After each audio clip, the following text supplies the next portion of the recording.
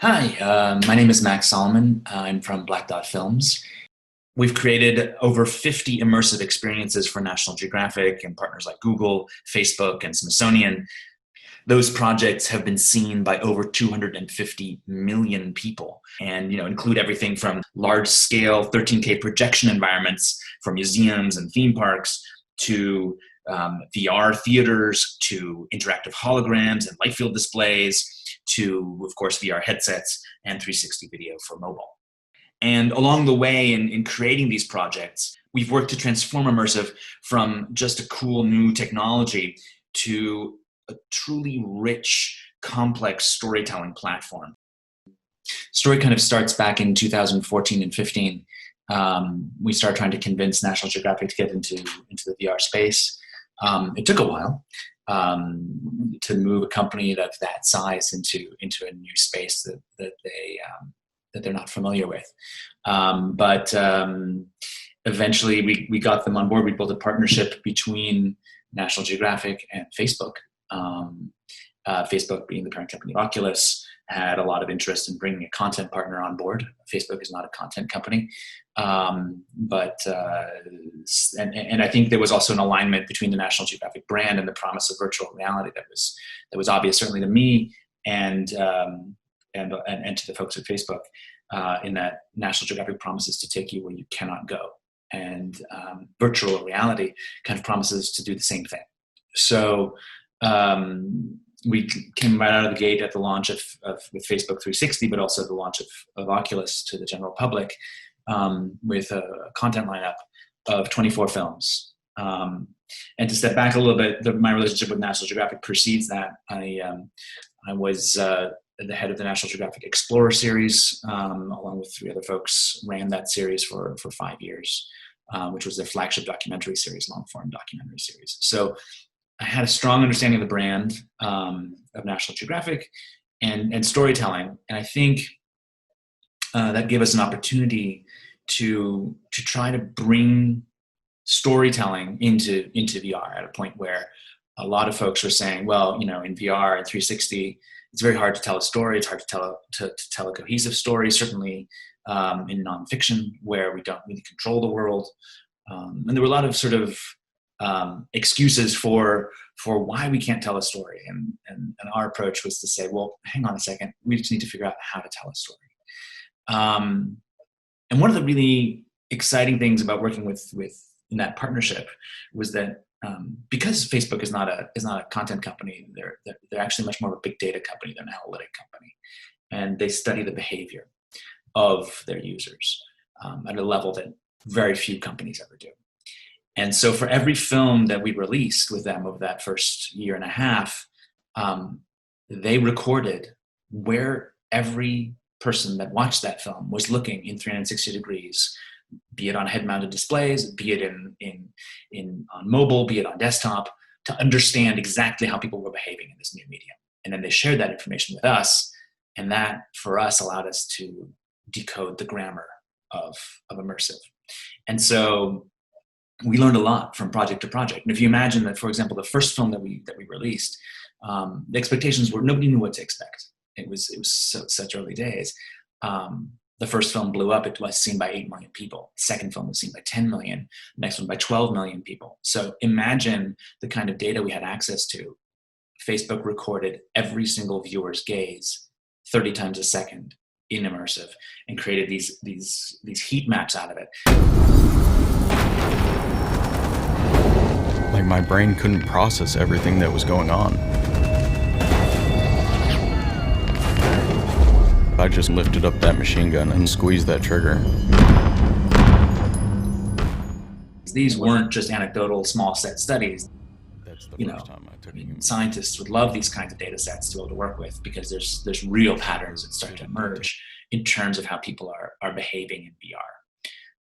And behaving differently on each of the different platforms, on the different versions of it, from handheld mobile device, class even between iPad and smartphone, all the way up to head-mounted displays. And as a filmmaker, as a storyteller, we're very much used to, traditionally in cinema, to have an editor right, that tells you where to look, but you give up that control in VR, right? The main character is the user themselves, and so as an author, to not have an editor cutting up the film and cutting up the experience is terrifying for a lot of filmmakers and storytellers, because you give up control to the audience.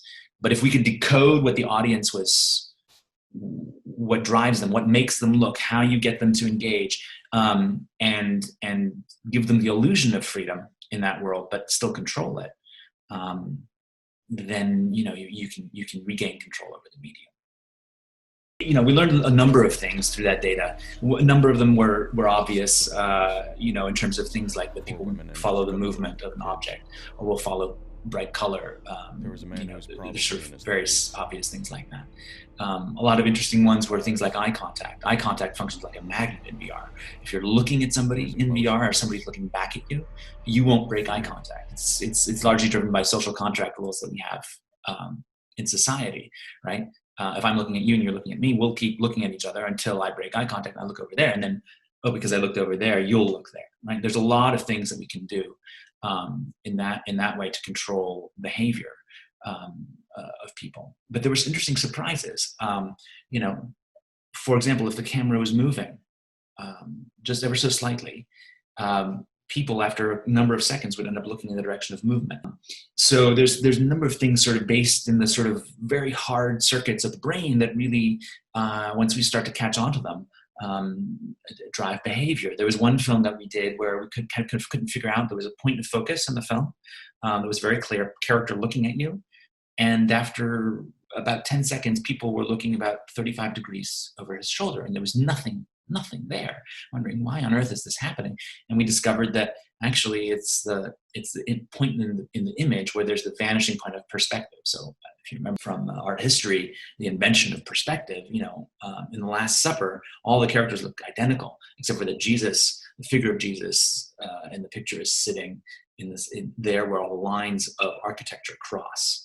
And so discoveries like that enable us to make people look, that make people have be able to predict behavior, so that users have a positive experience that isn't chaotic, that isn't distracting, and then allows us to tap into what the grammar of this medium is and tell more complex stories, right? Saying that it's too hard to control behavior, saying that it's too difficult to tell a good story is an excuse. You can tell complex stories in VR, right? The question I think we're all struggling with is what is VR good at?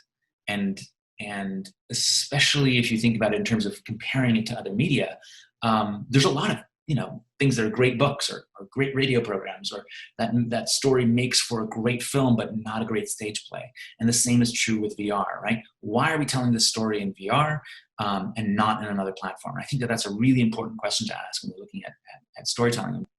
Ultimately, I think, where are we headed? I think we're immersive media and certainly 360 and VR is facing some challenges right now in terms of its sustainability and durability. But I don't think that VR is going away. The appetite for immersive storytelling, whether in 5 years people will be wearing headsets, I'm not sure. But the types of stories that we tell in VR, that we started to tell in that medium, aren't going away, because the appetite is there for people to engage directly with subjects, right? They don't want to watch a 2-hour-long documentary anymore and sit on the couch. Once you've had the experience of being able to look an elephant in the eye, the documentary with Sir David telling you about it, that you are passively watching on the couch, sure, it's spectacular, but it's not the same thrill as doing it yourself. And once you've had that experience, you want more of it. And a lot of the work that we're doing now is for immersive installations, where we're doing 360-degree capture, but at a resolution that won't, if you can fit in a headset, right? 13K, 14K, 4 times the resolution of an IMAX film kind of experiences, where we're again telling stories in which you are a character, where your feet are on the ground and sharing that space with the subject. And those experiences are, they started out as 360 video, and a lot of lessons we learned are applied there. But that appetite for the kind of storytelling that you become a character in, and understanding the dynamics of that kind of story, why that matters and how they're different from other stories and what we can do and how we can influence and how we narrate them. All those are really important to successfully telling stories in immersive, even beyond the VR headset. Thanks so much for your time. I look forward to your questions, either here in the discussion afterwards, or feel free to reach out to me via email up here on the screen.